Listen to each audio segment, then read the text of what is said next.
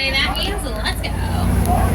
Once again, welcome aboard, everyone. My name is Sammy. I'll be your driver on this 2-week photo safari through the Harambe Wildlife Reserve. This reserve was founded in 1971 to protect the animals of the Harambe village as well as conserve their land. It does stretch for about 800 square miles across Africa, so hopefully everyone packed enough clothes for our 2-week photo safari. Please do remember to stay fully and completely seated at all times out there. Keep your hands, arms, feet, and legs inside the vehicle, and make sure your children are doing the same. We're headed on some rough and bumpy terrain, and as you can see, there are quite a few trees out here, and some of these trees do have thorns.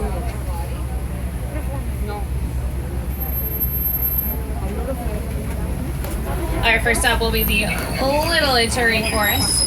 Make sure to keep a close eye out for the animals in this area as their colorings and markings help them camouflage into the background.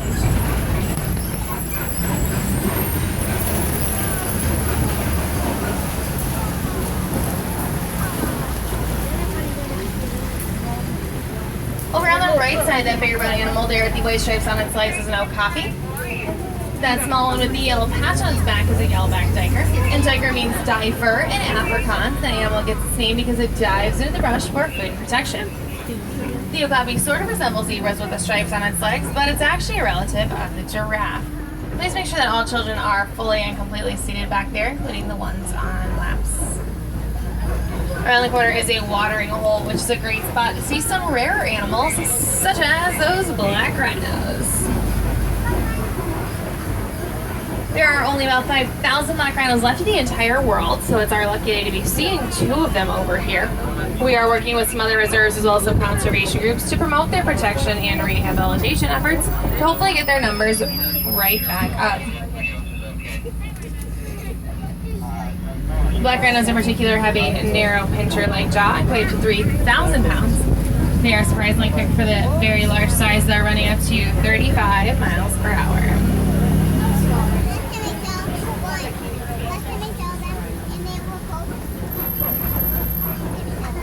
A group of rhinos is called a crash of rhinos. Looks like we'll be seeing some bongos just ahead here. They'll be on our left side. There's some rust-colored antelope that are hiding out in the trees. Bongos are also known as the ghosts of the forest. They're pretty quick-moving and shy in nature. Both male and female bongos have horns stretching towards their backs. That helps them move quickly through the brush to avoid predators. Farther back there are some lighter brown antelope known as the greater kudu.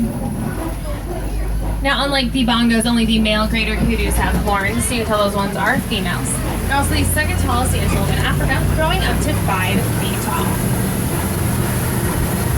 Next, led to the Safy River, which is home to many animals, such as the hippopotamus. Baby hippos live to 85 pounds at birth, with adult males weighing upwards of 5,500 pounds. It looks like there are some hippos just ahead here, but if you can't see them, do just sit tight. I hear they like to hang out ahead on the left as well. Hippos can hold their breath for up to 8 minutes while submerged underwater, and although they are excellent swimmers, if their feet can reach the bottom of the river, they would much prefer to walk along it. Over on the left side, it looks like there is a whole float or group of hippos over there. Hippos are night feeders, traveling along the riverbanks to eat up to 150 pounds of food a night. They'll travel up to 6 miles along the river to look for that food.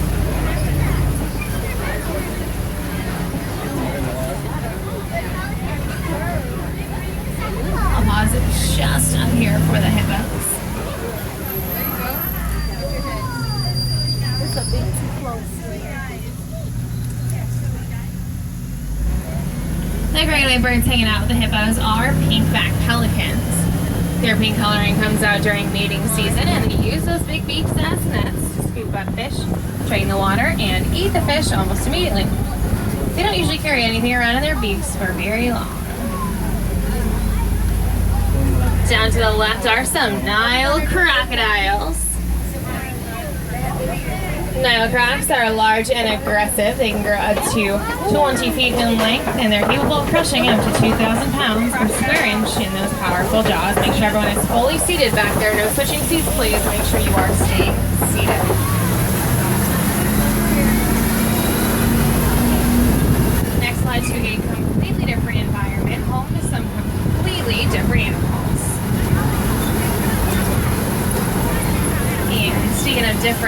here on the right is a baobab tree. It's also known as an upside down tree, as it looks like its roots are sprouting out the top. This tree stays leafless for about 9 months out of the year and stores water in that very large trunk.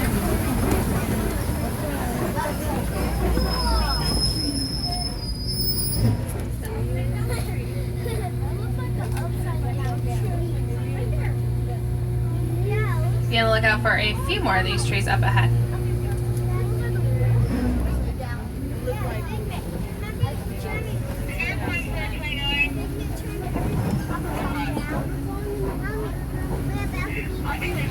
Now keep your cameras out and ready. We're pulling up to my favorite view on the entire reserve, the Serengeti grasslands. This area stretches for miles all the way to East Africa, and it acts as a super highway for migrating animals. It's also home to some of everyone's favorites, including the elephants, cheetahs, and giraffes. And it is the wild Africa that we're working so very hard to preserve. Over on our right side, there is a tower or group of giraffes, as well as a Patterson's eland. Giraffes average about 18 to 20 feet tall. They can be born up to 6 feet tall, so imagine those babies on the right there looking you right in the eye. Now to the right of those babies is that sandy brown antelope there, the Patterson's eland. The eland is the largest antelope in Africa, growing up to 6 feet tall at the shoulders and weighing up to 2,000 pounds. Now despite being that large, they're pretty cool. They can jump up to about 6 to 8 feet in the air. So that's pretty high for an antelope that large. Now on the left side here, we'll be passing by some construction. We're welcoming some new animals to the reserve over the next few months, so we're just preparing for their arrival over here. All along the wall though, you'll see some signs that feature the long curved horns of the Sable antelope, who are the emblem of the Harambe Wildlife Reserve and do call the Savanna home, so we will be looking for them out here today. Now, believe it or not, these giraffes over here actually have the same number of vertebrae in their necks alone as both the okapi we saw coming into the reserve, as well as us humans. We all have 7 vertebrae in just our necks, but the giraffes are slightly larger than ours. Only slightly. Now, while there was quite a bit of work going on back there, the animals of this area also act as sort of a construction crew in their own way for the landscape. Elephants are bulldozers, knocking down trees, allowing the grasses to spread for miles across the savanna. Giraffes are pruners, trimming up the trees, allowing sunlight to reach the grass. Antelope are mowers, they'll eat up the grass, allowing new shoots to sprout up. Then the warthogs will clean up around the outside. In this totally balanced ecosystem, there's enough food to go around for everyone. It's all about teamwork out here on the savanna. All the animals are working together to get exactly what they need for survival.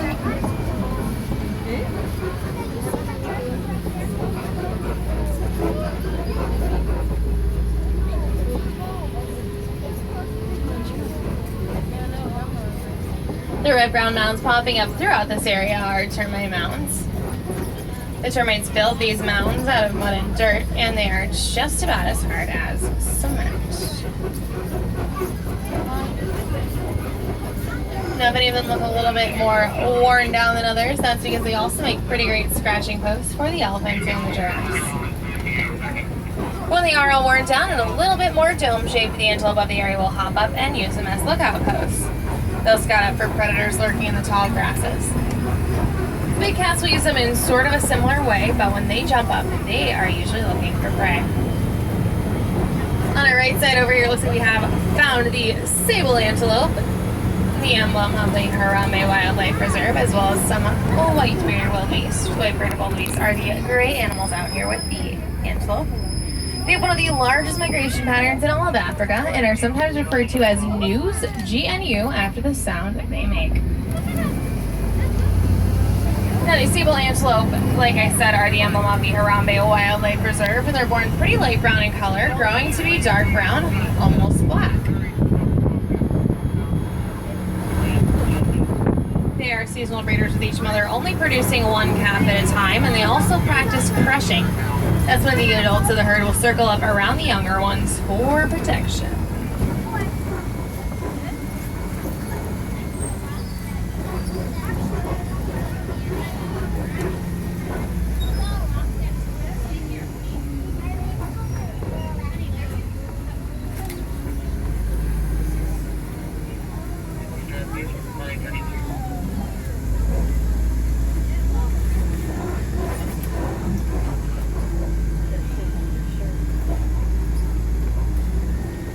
Up around the corner here, we'll be pulling around to Monkey Point.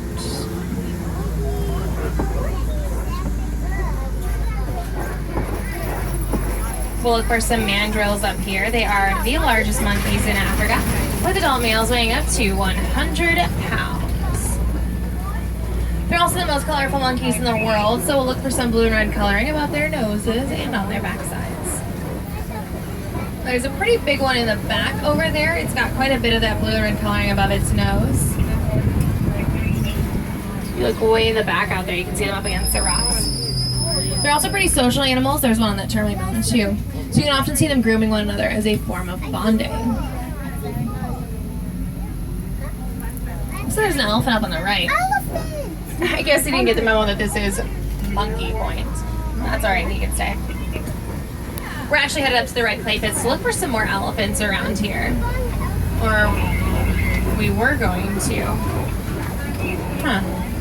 Looks like my usual route is closed. Oh, I bet the elephant has something to do with it. Yeah, we definitely can't go that way. Now, it is safe to assume that that is a male or bull adult elephant because he is traveling solo. When they reach maturity after about 13 to 15 years, the males tend to break away from their herds and their mothers to travel alone.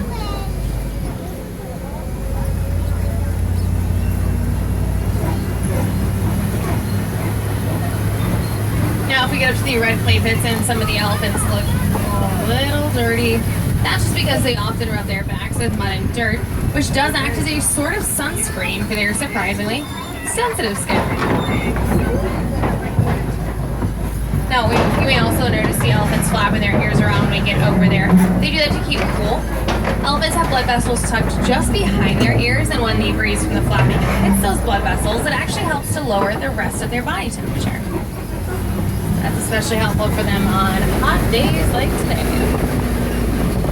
The detour wasn't too bad. We are pulling right up to the red clay pits here, and you can see from the tusk marks and footprints on either side that the elephants have been this way. They often dig out and eat the clay as it is high in nutrients and minerals.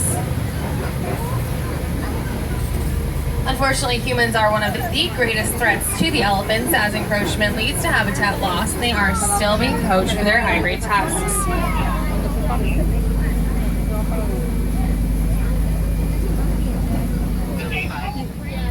Fortunately, there are a few things we can do to help them, like recycling old cell phones and other electronics, supporting conservation efforts, and simply educating ourselves and others can make a difference.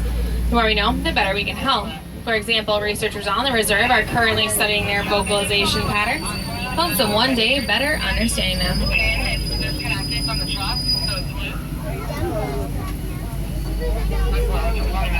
I think we get some radio reception somewhere around here. Let's see what we can find. There's something coming on.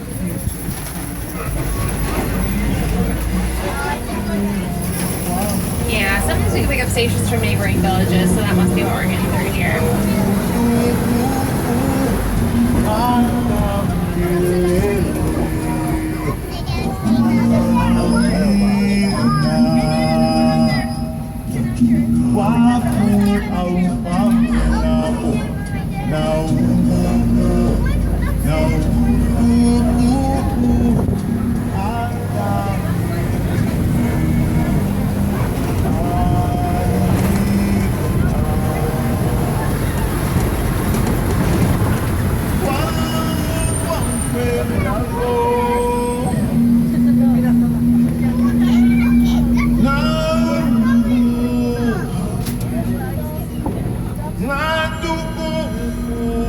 Over here on this island is a flamboyance, or a group of greater flamingos.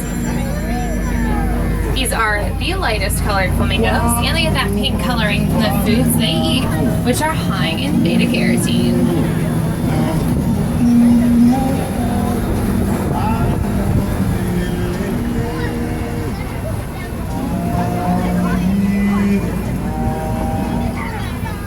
So the flamingos are actually born gray in color. They're not really born pink. Here we're pulling into white rhino country, and although great effort has gone into protecting the white rhinos, they are still being poached for their horns, which are highly valued on the black market. Poachers today are better funded with more sophisticated technology, unfortunately. But we have partnered with the Sable Wildlife Conservancy. They've got about 62,000 acres of land in Kenya, dedicated solely to the protection of many types of animals, including about 150 rhinos.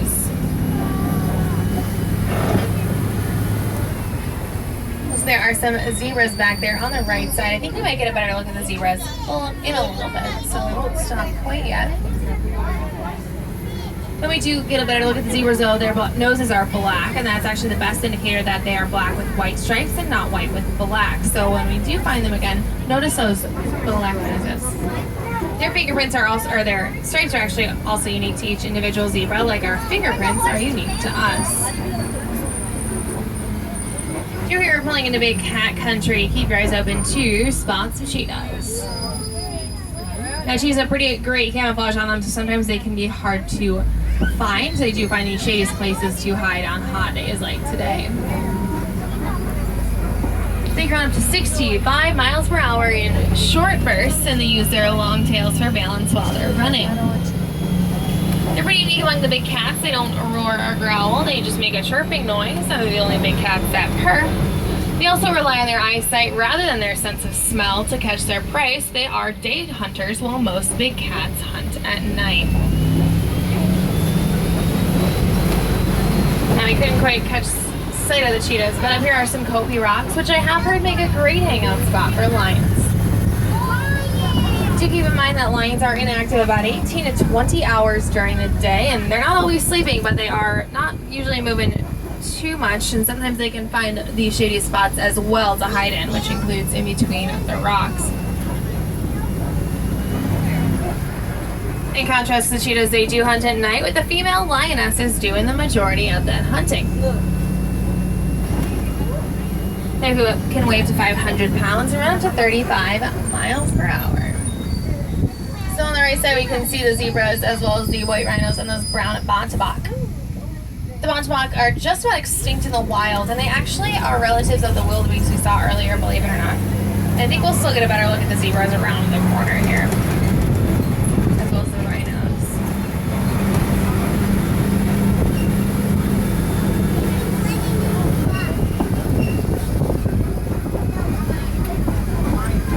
Over here, we'll look for Africa's largest burrowing mammal, the warthog. You can see all these holes were dug out by the warthog down here. You can see his head sticking out from that burrow just down to the left of us here.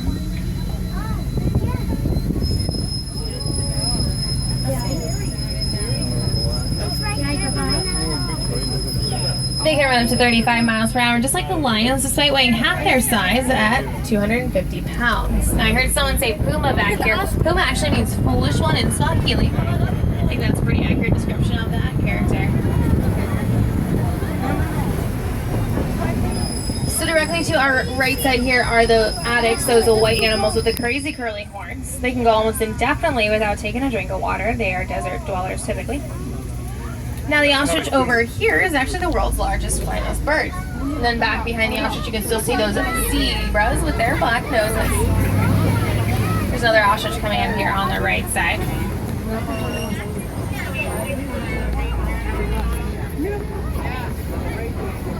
Now the zebras can actually take pretty great care of themselves out here in the wild. Their hind legs are strong enough to break the jaw of an attacking lion if necessary.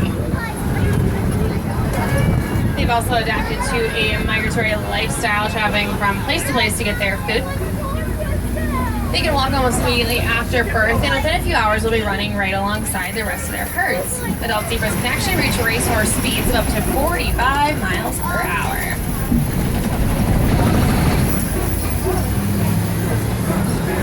Here in Magadi Glen, there are some scimitar horned oryx to a white and brown antelope up on that hill. There's one right here and then another one on the other side. They're named for the scimitar sword, which is what their horns resemble.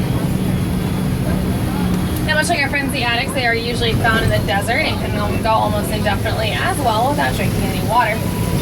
I'm pretty jealous of these animals that can do that. We definitely need to be drinking plenty of water out here, so make sure you are staying very well hydrated. It's pretty hot today. Now, it does look like it is just about time for our journey here to come to an end. But if you haven't had enough of the animals for today, make sure to check out the Payne Valley Forest Exploration Trail. That'll be just up the hill from where I'll drop you off at. Take a right at stroller parking to see an underwater hippo pool, some naked mole rats, some fish, some more birds, and that's where the girls are hanging out. You can also get another look at the okapi and the zebra over there.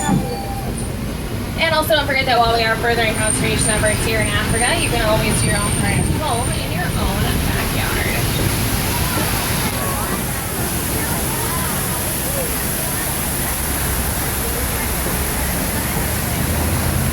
Now, once again, my name is Sammy, and on behalf of everyone here at Kilimanjaro Safaris, I would just like to say thanks for joining us. Make sure you come back and see us again sometime, and remember that no two safaris are ever the same. The animals do make certain of it.